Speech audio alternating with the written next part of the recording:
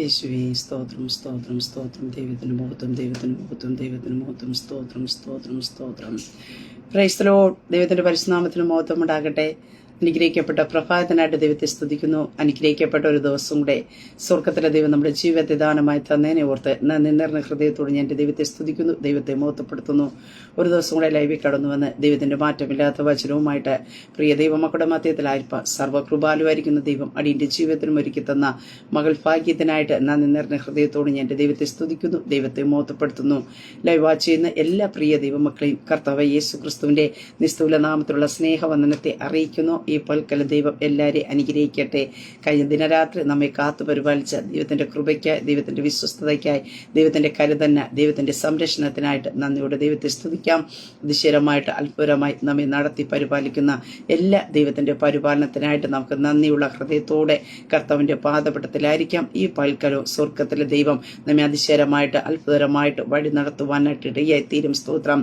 നമ്മുടെ വഴിയിലെ കുറവുകളൊക്കെ തീർത്തു തന്ന് ദൈവത്തിന്റെ ആലോചന പ്രകാരം നമ്മെ ദൈവം നടത്തുവാനായിട്ട് ഇടയായിത്തീരും. ദൈവത്തിന്റെ പാതകളിൽ നടക്കുക, ദൈവത്തിന്റെ ഇൻപമേറിയ ശബ്ദം കേട്ട് മുന്നോട്ട് പോകുക, ആ കർത്താവിന്റെ കൃപയിലേക്ക് ആശ്രയിക്കുക, നമ്മെ തന്നെ പൂർണ്ണമായി ദൈവകരങ്ങളിലേക്ക് ഏൽപ്പിക്കുക. അതിനായി ദൈവം നമ്മെ ഓരോരുത്തരെയും സഹായിക്കുമാറാകട്ടെ. സ്തോത്രം.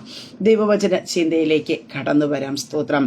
യെശയ്യാ പ്രവാചകന്റെ പുസ്തകം 49 അധ്യായം അതിന്റെ 15 വാക്യത്തിൽ ഇപ്രകാരം കാണുവാൻ സാധിക്കുന്നു. ഒരു സ്ത്രീ തന്റെ കുഞ്ഞിനെ മറക്കുമോ? താൻ പ്രസവിച്ച മകനോട് കരുണ തോന്നാതിരിക്കുമോ?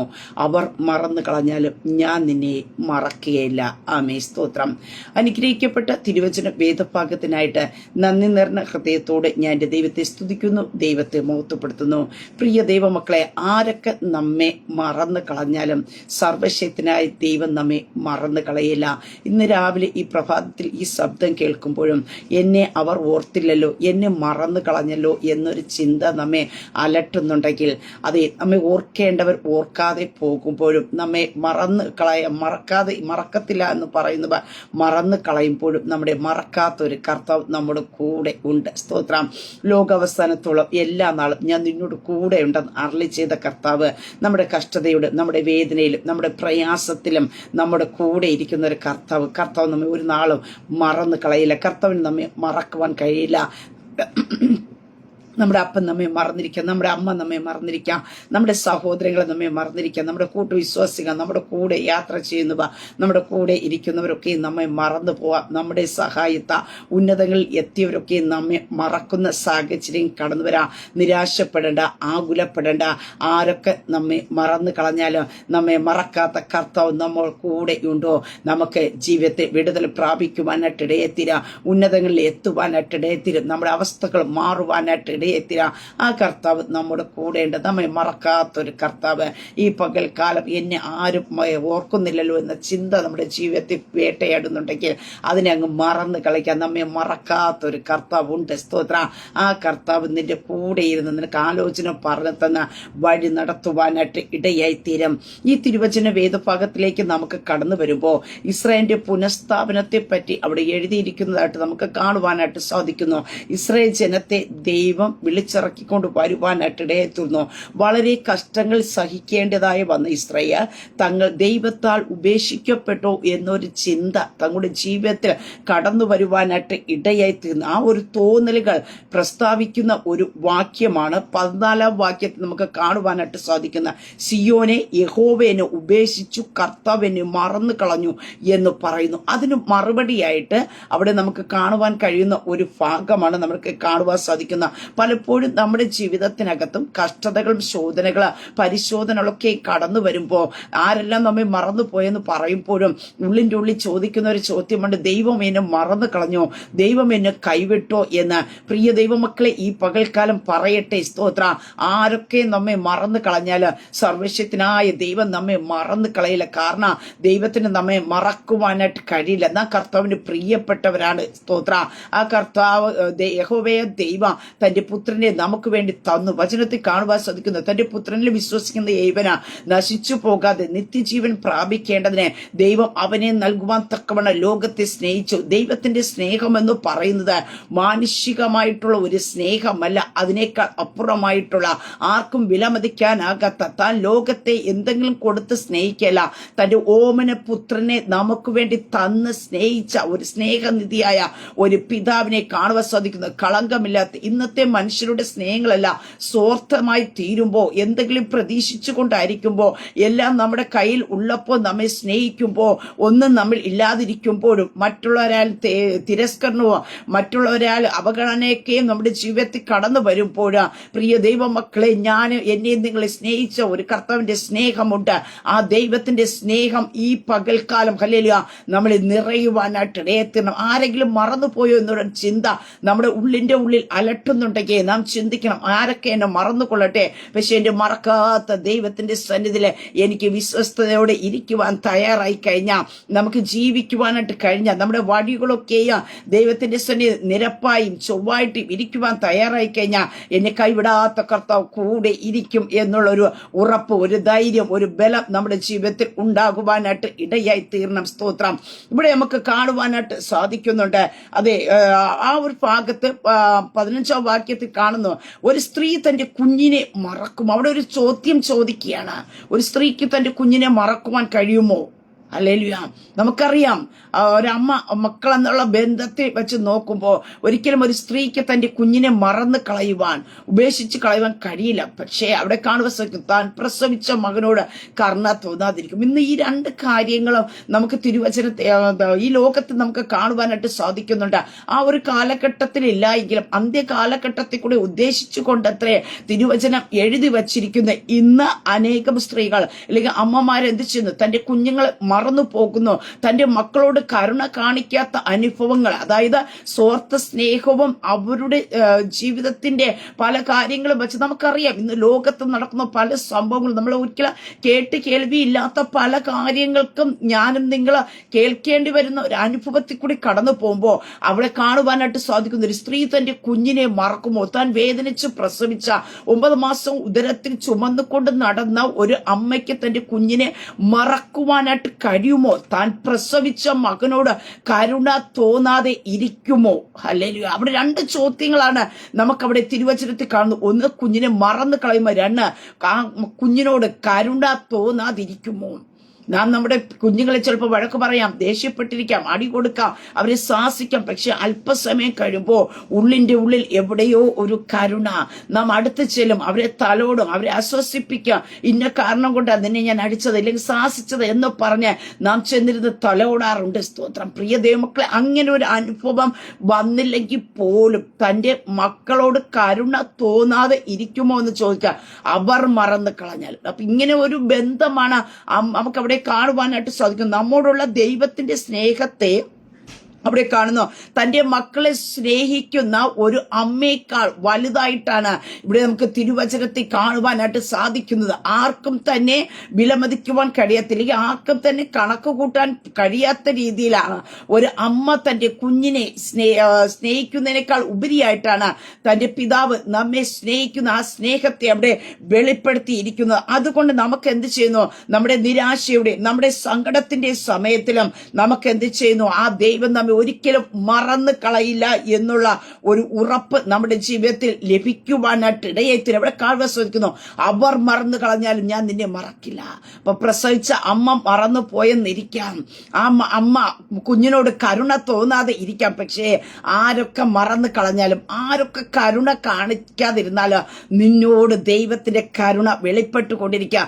ദൈവം നിന്നെ മറന്നു കളയുകയല്ല. ഇന്ന് നമുക്ക് ദൈവവചനത്തെ നമുക്ക് ലോകത്ത് ഒത്തിരി സ്ഥലത്ത് നമുക്ക് കാണുവാനായിട്ട് സാധിക്കുന്നു. കരുണ എന്ന് പറയുന്നത് ആരുടെയും ജീവിതത്തിനകത്തില്ല. മനുഷ്യരുടെ ഹൃദയങ്ങളൊക്കെയും കല്ലുപോലെ ആയിത്തീർന്നിരിക്കുമ്പോൾ അവരുടെ സ്വന്തം ജീവിതങ്ങളെപ്പറ്റി മാത്രമായിട്ടുള്ള ഒരു ലൈഫിലേക്ക് കടന്നു പോകുമ്പോൾ നമുക്ക് അവിടെ കാണുവാനായിട്ട് സാധിക്കുന്നുണ്ട്. അവർ മറന്നു കളഞ്ഞാലും. ഇന്ന് ഈ ശബ്ദം കേൾക്കുമ്പോൾ പ്രിയ ദൈവ പൈതലേ, നിന്നെ ആരെങ്കിലും മറന്നു കളഞ്ഞു എന്നുള്ളൊരു ചിന്ത നിന്നെ ഭരിക്കുന്നുണ്ടെങ്കിൽ, ആരെങ്കിലും നിന്നോട് കരുണ കാണിക്കുന്നില്ല എന്നൊരു തോന്നൽ നിന്നെ അലട്ടുന്നുണ്ടെങ്കിൽ, നിന്നോട് കരുണ കാണിക്കുന്ന ഒരു ദൈവമുണ്ട്. നിന്നോട് മനസ്സിലേക്ക് കാണിക്കുന്ന ഒരു കർത്താവുണ്ട്. ആ കർത്താവ് നിന്നെ ഉപേക്ഷിച്ച് കളയുകയില്ല. അതുകൊണ്ടാണ് ദാവീദ് തന്റെ തിരുവചനത്തിൽ പറയുവാനായിട്ട് ഇടയെത്തുന്ന, എന്റെ അപ്പനും അമ്മയെ ഉപേക്ഷിച്ചുവെങ്കിലും യഹോവ എന്നെ ചേർത്തുകൊള്ളും. അതെ, ആരൊക്കെ ഉപേക്ഷിച്ച് കളഞ്ഞാൽ നമ്മെ ചേർത്തണയ്ക്കുന്ന ഒരു കർത്താവുണ്ട്. ഹല്ലേലൂയ. അതേ പ്രിയ ദൈവമക്കളെ, കർത്താവിനെ നമ്മെ തള്ളിക്കളയുവാനായിട്ട് കഴിയത്തില്ല. ആ കർത്താവിനെ നമ്മെ ഉപേക്ഷിച്ച് കളയുവാനായിട്ട് കഴിയത്തില്ല. സ്തോത്ര. നാം തെറ്റുകൾ ചെയ്ത് അകന്നു പോകുമ്പോഴും അവിടെ വചനത്തെ അടുത്ത് കാണാൻ ശ്രദ്ധിക്കുന്നു, നമ്മോടുള്ള അവന്റെ കാരണം ഒരിക്കലും പരാജയപ്പെടുന്നതല്ല, ഒരിക്കലും ഒരു പരിമിതി ഉള്ളതല്ല. ജീവിതത്തിന്റെ ഏതെങ്കിലും സാഹചര്യത്തിലും നമ്മെ ഏത് സാഹചര്യത്തിലും നമ്മെ സ്നേഹത്തോട് ദയോട് കൂടെ സൂക്ഷിക്കുന്നു. അവിടെ ഉപേക്ഷിക്കുന്നില്ല എന്ന് വചനത്തിൽ കാണുന്നു. നമ്മുടെ ജീവിതത്തിൽ ചിലപ്പോൾ തെറ്റുകൾ കടന്നു വരാം, നമ്മുടെ ജീവിതത്തിൽ ചിലപ്പോൾ കുറവുകൾ കടന്നു വരാം. പക്ഷെ ആ ഒരു സാഹചര്യത്തിലും നാം ഏറ്റുപറഞ്ഞു ഉപേക്ഷിച്ച് അപ്പന്റെ പാദപീഠത്തിലേക്ക് കടന്നു വരുമ്പോ നമ്മെ ചേർത്തണയ്ക്കുന്ന ഒരു പിതാവ് നമുക്ക് ഉള്ളത്. സ്തോത്രം. ഹല്ലേലൂയ. ഈ ലോകത്തിലെ ജീവിതത്തെ നമുക്ക് അറിയാം, നമുക്ക് തിരുവചനത്തിൽ കാണുവാൻ സാധിക്കുന്നു. ആ അപ്പന്റെ ഇളയ മകൻ തന്റെ ജീവിതത്തിലെ സ്വാർത്ഥതയ്ക്ക് വേണ്ടി, അല്ലെങ്കിൽ തന്റെ സ്വയസ്നേഹ സന്തോഷത്തിന് വേണ്ടി താൻ അപ്പന്റെ ഭവനത്തെ വിട്ടു പോകുവാനായിട്ട് ഇടയെത്തുന്നു. തനിക്കുള്ളതെല്ലാം നഷ്ടപ്പെടുവാനായിട്ട് ഇടയെത്തുന്നു. ഒടുവിൽ തന്റെ ഭവനത്തെപ്പറ്റി, തന്റെ അപ്പന്റെ ഭവനത്തെപ്പറ്റി താൻ ഓർത്തു.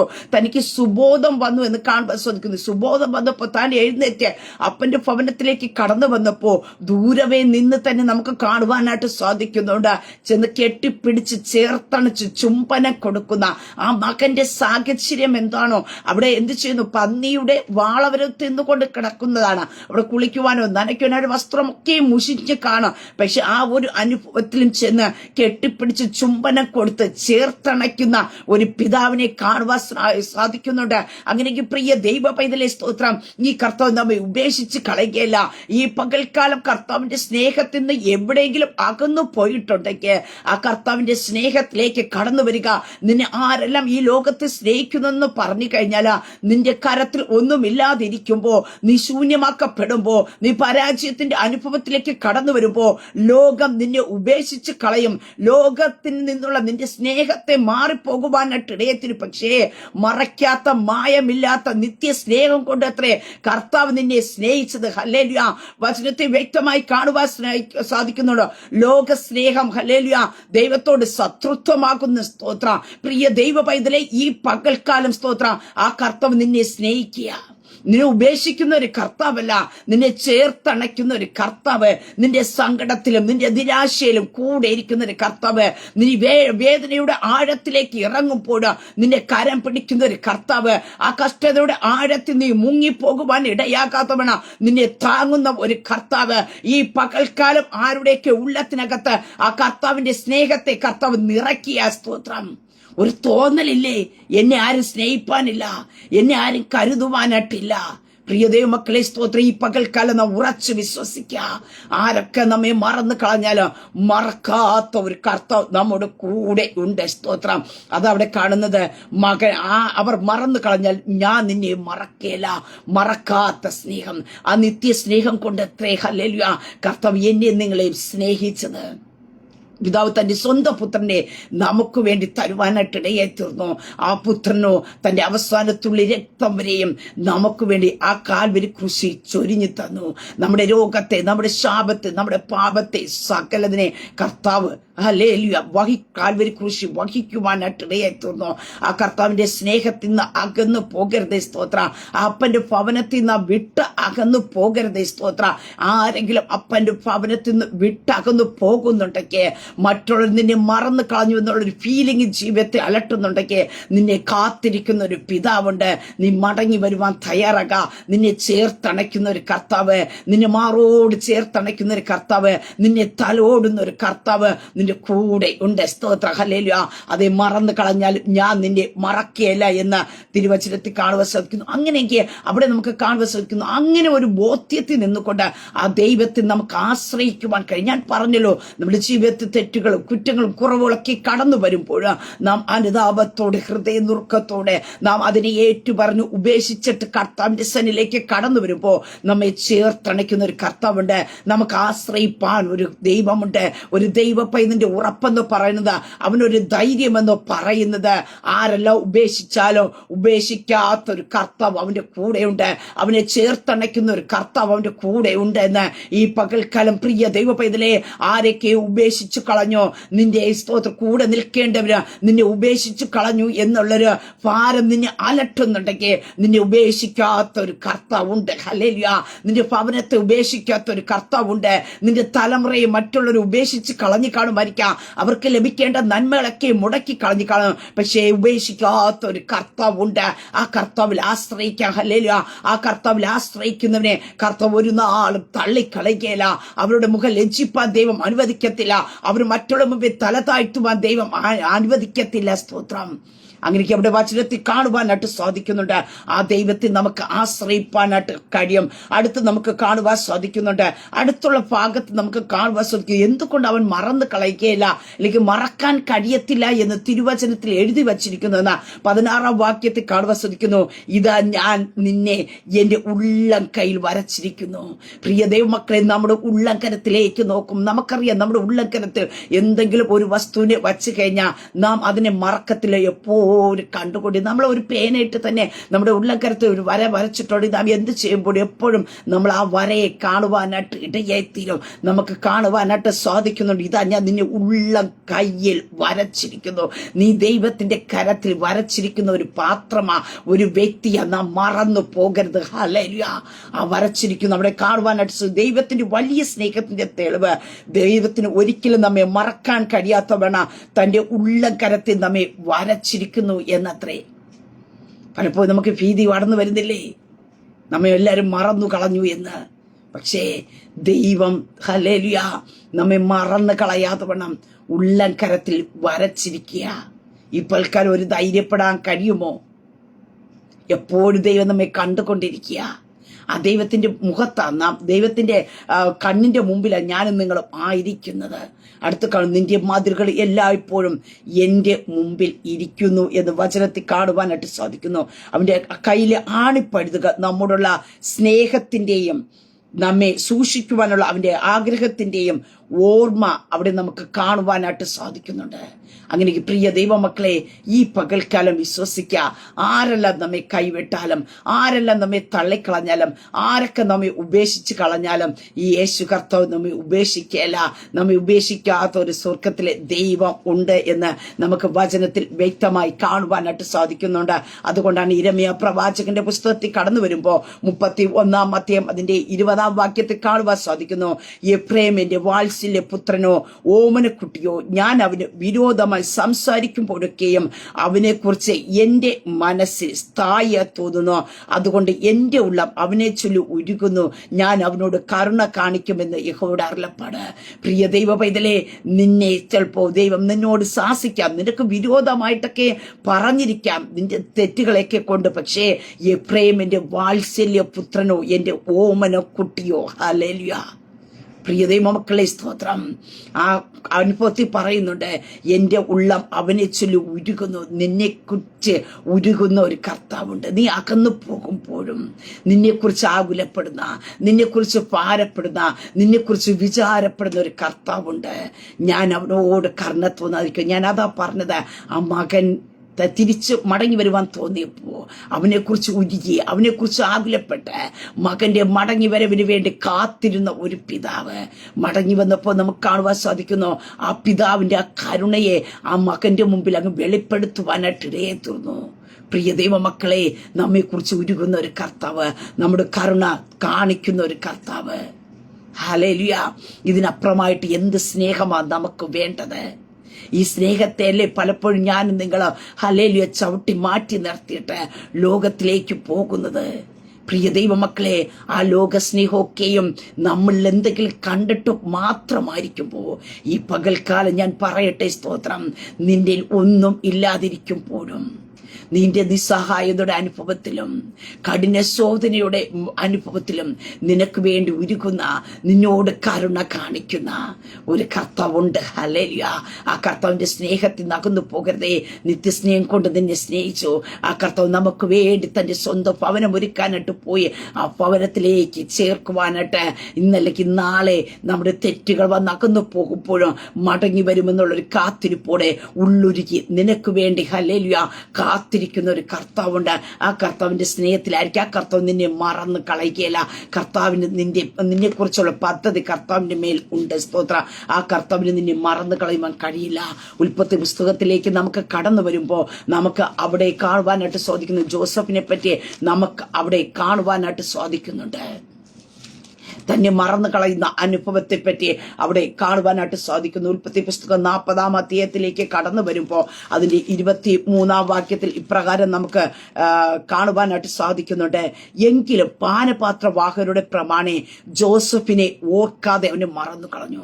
അപ്പൊ ലോകത്തിൽ നിന്നുള്ള സ്നേഹവും കരുതലും എന്നൊക്കെ പറയണ ഇതാണ്. നമുക്കറിയാം. ആ ഒരു ഭാഗത്തെ പറ്റി നമുക്ക് ചിന്തിക്കുമ്പോൾ നമുക്കവിടെ കാണുവാനായിട്ട് സാധിക്കുന്നുണ്ട്. എങ്കിലും അപ്പൊ അതിന് തൊട്ടു മുമ്പിലുള്ള ഭാഗങ്ങളെ പറ്റി നമുക്ക് ചിന്തിക്കുമ്പോൾ എങ്കിലും എന്ന വചനത്തിന്റെ പ്രാധാന്യത്തെ നമുക്ക് അവിടെ കാണുവാനായിട്ട് സാധിക്കുന്നുണ്ട്. കാരണം നമുക്കറിയാം, ജോസഫ് 17-ാമത്തെ വയസ്സിൽ തന്റെ അപ്പന്റെ ഭവനത്തിൽ നിന്ന് സഹോദരങ്ങളുടെ ക്ഷേമാന്വേഷണത്തിനായിട്ട് കടന്നു പോകുന്ന അനുഭവമുണ്ട്. ജോസഫ് അടിമയായി വിൽക്കപ്പെട്ട ശേഷം പാനപാത്രവാഹകന്റെ സ്വപ്നം വ്യാഖ്യാനിക്കുന്നവരെ 11 വർഷം എന്ത് ചെയ്യുന്നു, കടന്നുപോയി എന്ന് കാണുവാൻ സാധിക്കുന്നു.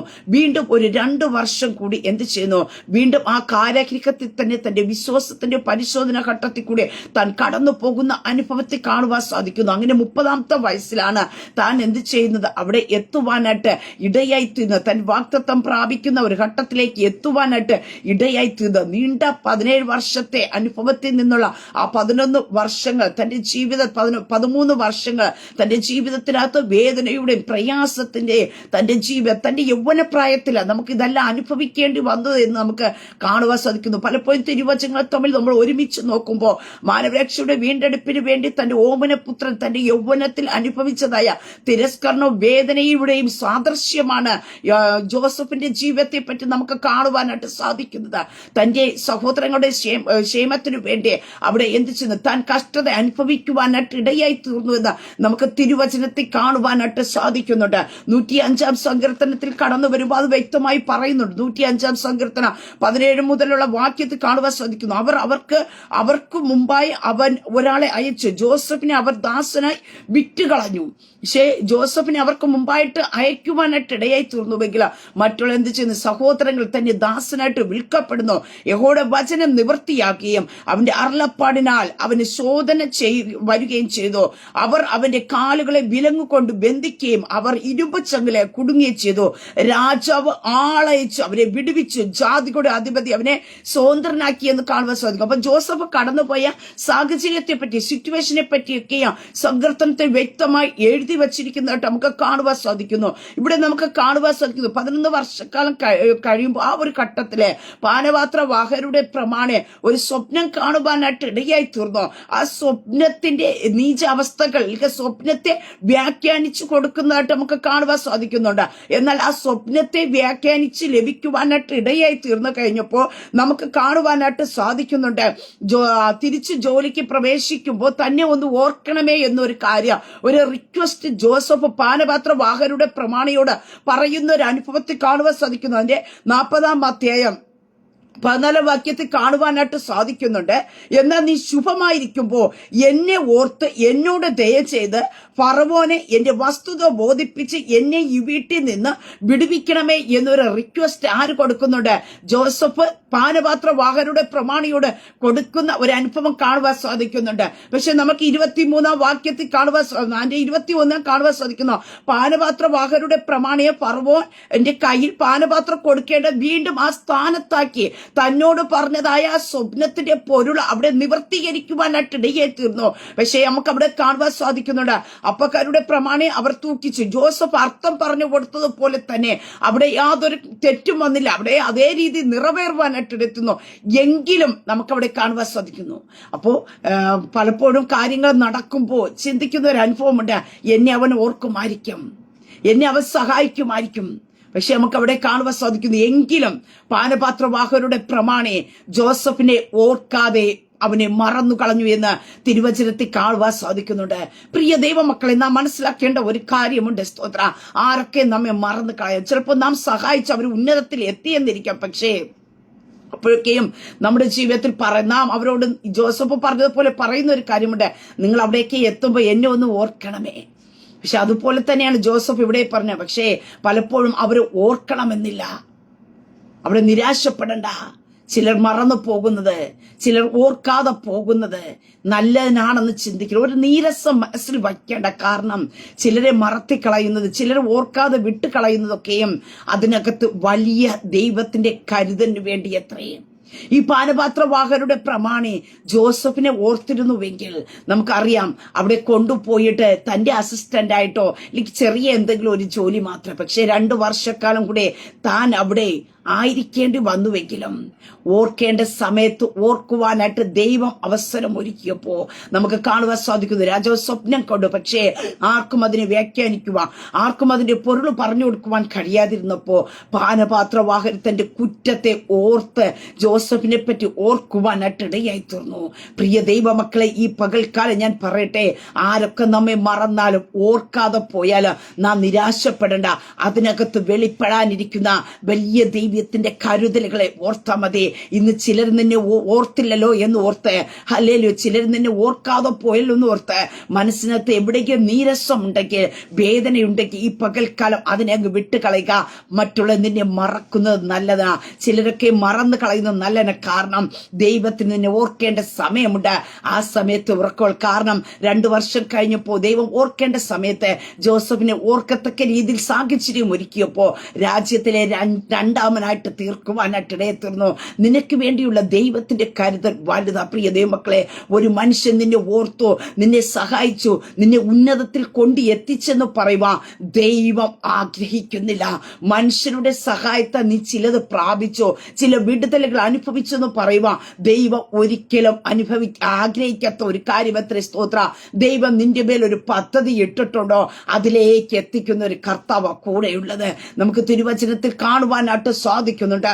41-ാം അധ്യായത്തിൽ 1-ാം വാക്യത്തിൽ കാണുന്നു, 2 സംവത്സരം കഴിഞ്ഞ ശേഷം ഫറവോൻ ഒരു സ്വപ്നം കാണുവാനായിട്ട് ഇടയെത്തുന്നു. ആ സ്വപ്നത്തിന്റെ പൊരുളുകളെല്ലാം പറഞ്ഞു കഴിഞ്ഞപ്പോ നമുക്ക് 14-ാം വാക്യത്തിൽ കാണുവാൻ സാധിക്കുന്നു, ഉടനെ ഫറവോൻ ആളയച്ചു ജോസഫിനെ വിളിപ്പിച്ചു എന്ന് കാണുവാനായിട്ട് സാധിക്കുന്നുണ്ട്. അതെ, ആളയച്ച് വിളിച്ചു വരുത്തുന്ന ദൈവം നീ എവിടെയായിരുന്നാലും, കാരാഗൃഹത്തിലായിക്കൊള്ളട്ടെ, ഏത് സ്ഥലത്തിലായിക്കൊള്ളട്ടെ, നിന്റെ മേൽ കിടക്കുന്ന വാക്തത്വം വെളിപ്പെട്ടു വരേണ്ട സമയത്ത് ലോകം നിന്നെ മറന്നു പോയാലോ, കൂടെയുള്ളവർ നിന്നെ മറന്നു കളഞ്ഞു കഴിഞ്ഞാലോ, നിന്നോടുള്ള ദൈവിക വാക്തത്വങ്ങളെ പറഞ്ഞവർ പോലും മറന്നു കളഞ്ഞാലും നിന്നോട് അരുളി ചെയ്ത സ്വർഗത്തിലെ ദൈവം മറന്നു കളയുകയില്ല. നിന്നെ ആളയച്ച് വിളിപ്പിച്ചു വരുത്തുന്ന ഒരു സ്വർഗമുണ്ട്. ഹല്ലേലൂയ. ഈ പകൽക്കാലം ധൈര്യപ്പെടുവാനായിട്ട് കഴിയുമോ? ഈ പകൽക്കാലം ബലപ്പെടുവാനായിട്ട് കഴിയുമോ? നീ സ്തോത്രം പലരാലും മറക്കപ്പെടുന്നുണ്ടെങ്കിൽ ഭാരപ്പെടേണ്ട. ദൈവത്തിന്റെ വാഗ്ദത്തത്തിന്റെ സമയമായില്ല. സ്തോത്ര, ധൈര്യപ്പെട്ട് ഉറച്ചു നിൽക്ക. ദൈവത്തിന്റെ വാഗ്ദത്തത്തിന്റെ സമയത്ത് ദൈവം നിങ്ങളെ ആളയച്ച് വിളിപ്പിച്ചു വരുത്തുവാനായിട്ട് ഇടയായി തീരും. സ്തോത്രം. ഇവിടെ നമുക്ക് തുടർന്നുള്ള ഭാഗത്ത് കാണുവാൻ സാധിക്കുന്നു. 46-ാം വാക്യത്തിലേക്ക് വരുമ്പോൾ കാണുവാനായിട്ട് സാധിക്കുന്നു, ഫറവോൻ ജോസഫിന് സ്ഥാനത്ത് പനേഹ് എന്ന് പേരിട്ടു. ഓനിലെ പുരോഹിതനായ പോത്തിഫറുടെ മകൾ അസ്നാത്തിനെ അവന് ഭാര്യയെ കൊടുത്തു. പിന്നെ ജോസഫ് മിസ്രയീം ദേശത്ത് സഞ്ചരിക്കുവാനായിട്ട് ഇടയായി തീർന്നു എന്ന് കാണുവാനായിട്ട് സാധിക്കുന്നുണ്ട്. അങ്ങനെ പ്രിയ ദൈവമക്കളെ, നമുക്ക് അവിടെ കാണുവാനായിട്ട് സാധിക്കുന്ന ജോസഫിന്റെ ദൈവം മാനിക്കുവാനായിട്ട് ഇടയായി തീർന്നു. രാജ്യത്തിലെ രണ്ടാമനായിട്ട് ദൈവം ഉയർത്തുവാനായിട്ട് ഇടയായി തീർന്നു എന്ന് നമുക്ക് വചനത്തിൽ കാണുവാനായിട്ട് സാധിക്കുന്നുണ്ട്. അങ്ങനെ ഈ പകൽക്കാലം ഞാൻ പറയട്ടെ, നാം എടുത്ത ഭാഗം ഇതായിരുന്നു, ആരൊക്കെ നമ്മെ മറന്നു കളഞ്ഞാലും സർവശക്തനായ ദൈവം നമ്മെ മറന്നു കളയില്ല. ജോസഫിനെ എല്ലാവരും മറക്കുവാനായിട്ട് ഇടയായി തീർന്നു. തന്റെ സഹോദരങ്ങൾ മറക്കുവാനായിട്ട് ഇടയായി തീർന്നു. മറക്കാത്തത് കൊണ്ടാണല്ലോ ജോസഫിനെ കണ്ടു കഴിഞ്ഞപ്പോൾ സഹോദരങ്ങൾക്ക് അവർക്ക് തിരിച്ചറിയാൻ കഴിയാതിരുന്നത്. ജോസഫിന്റെ ജീവിതത്തെ പറ്റി അവർ മറന്നു കളഞ്ഞു. ഇങ്ങനെ ഒരു സഹോദരൻ ഉണ്ടെന്നുള്ള കാര്യം തന്നെ അവർ മറന്നു കളയുവാനായിട്ട് ഇടയായി തീർന്നു. പക്ഷെ ഞാൻ പറയട്ടെ, ഹല്ലേലൂയ, ജോസഫ് അവരെ ഒന്നും മറന്നില്ല. പ്രിയ ദൈവമക്കളെ, നാം ദൈവസന്നിധിയിൽ ചിലതിനൊക്കെ മുമ്പാകെ കടന്നു പോകുമ്പോൾ ദൈവം നമുക്ക് നിശ്ചയിച്ചിരിക്കുന്നതത്രേ. അതിനകത്ത് നാം പിറുപിറുപ്പ് കൂടാതെ ദൈവത്തെ ബഹുമാനിച്ച്, ദൈവത്തെ സ്നേഹിച്ച്, ദൈവത്തിന്റെ വിശ്വസ്തയോടെ നിൽക്കുവാൻ തയ്യാറാകുന്നുവെങ്കിൽ ദൈവം നമ്മെ മാനിക്കുവാനായിട്ട് ഇടയായിത്തീരും. നമ്മെ മറക്കാത്തൊരു ദൈവമുണ്ട്. ഈ പകൽക്കാലം മറ്റുള്ളവർ മറന്നു കളഞ്ഞല്ലോ, എന്നെ ഉപേക്ഷിച്ച് കളഞ്ഞല്ലോ എന്നൊരു ചിന്ത ജീവിതത്തിനകത്ത് ഭരിക്കുന്നുണ്ടെങ്കിൽ ഞാൻ പറയട്ടെ, ആരൊക്കെ മറന്നു കളഞ്ഞാലും സ്വർഗത്തിലെ ദൈവം നിന്നെ മറന്നു കളയില്ല. തക്ക സമയത്ത് പുറത്തു കൊണ്ടുവന്ന് നിന്നെ മാനിക്കുന്ന ഒരു ദൈവമുണ്ട്. ഹല്ലേലൂയ. ഈ പകൽക്കാലം ഒന്ന് ധൈര്യപ്പെടുവാൻ കഴിയുമോ? പലപ്പോഴും ജീവിതത്തിന്റെ മേഖലയിൽ നാം ചിന്തിക്കുന്നില്ലേ, ദൈവവും എന്നെ മറന്നു കളഞ്ഞു. കഷ്ടതയുടെ കഠിന ശോധനയിൽ കൂടി കടന്നു പോകുമ്പോഴും, കഷ്ടതയുടെ തീഷ്ണമായിരിക്കുന്ന വേദനയിൽ കൂടി കടന്നു പോകുമ്പോഴും ഉള്ളിന്റെ ഉള്ളിൽ കടന്നു വരുന്ന ഒരു ചോദ്യമല്ലേ, 2024 ഒടുവിൽ നിൽക്കുമ്പോഴും ദൈവം എന്നെ മറന്നു കളഞ്ഞു കാണും. അതുകൊണ്ടാണ് എന്റെ ജീവിതത്തിൽ ചില വിടുതൽ പ്രാപിക്കാത്തത്. 11 വർഷത്തെ കാലത്തിന് ശേഷം 2 വർഷം കൂടി ജോസഫ് ആ കാരാഗൃഹത്തിൽ കിടക്കുമ്പോഴും തന്റെ ഉള്ളിന്റെ ഉള്ളിൽ ഒത്തിരി ചോദ്യങ്ങൾ കടന്നു വന്ന് കാണും. പ്രിയ ദൈവമക്കളെ, അവിടെ നമുക്ക് കാണുവാനായിട്ട് സാധിക്കുന്നുണ്ട്. അതേ, ആ ഒരു ഘട്ടം കഴിഞ്ഞപ്പോ, ആ 2 വർഷം കഴിഞ്ഞപ്പോ നമുക്ക് കാണുവാൻ സാധിക്കുന്നു, ആരെല്ലാം ഉപേക്ഷിച്ച് കളഞ്ഞിട്ടോ മറന്നു കളഞ്ഞിട്ടോ മറക്കാത്ത സർവശക്തനായ ദൈവം, ഹല്ലേലൂയ, അവന്റെ മേൽ കിടക്കുന്ന ദൈവിക ദർശനം, അവന്റെ മേൽ കിടത്ത സ്വപ്നത്തെ പുറത്തു കൊണ്ടുവരേണ്ടതിനായിട്ട്, മറ്റുള്ളവർക്കൊരു അനുഗ്രഹമായി തീർക്കേണ്ടതിനായിട്ട് ദൈവം അവനെ പുറത്തു കൊണ്ടുവരുവാനായിട്ട് ഇടയായി തീർന്നു. അത് മാത്രമല്ല, നമുക്ക് കാണുവാൻ സാധിക്കും ദാവീദിന്റെ ജീവിതത്തിനകത്ത് എല്ലാവരും മറക്കുവാനായിട്ട് ഇടയായി തീർന്നു. എന്നാൽ ശമൂവേലിനെ കൊണ്ടൊരു ചോദ്യം, നിന്റെ മക്കളിൽ എല്ലാം തീർന്നു പോയോ? ഞാൻ പറയട്ടെ, നിന്നെ ഓർക്കുന്ന ഒരു സർവശക്തനായ ദൈവമുണ്ട്. അപ്പൻ മറന്നു പോകാം, അമ്മ മറന്നു പോകാം, സഹോദരങ്ങൾ നിന്റെ പേര് തന്നെ മറന്നു പോകാം, പക്ഷെ മറക്കാത്തൊരു ദൈവമുണ്ട്. ഹല്ലേലൂയ.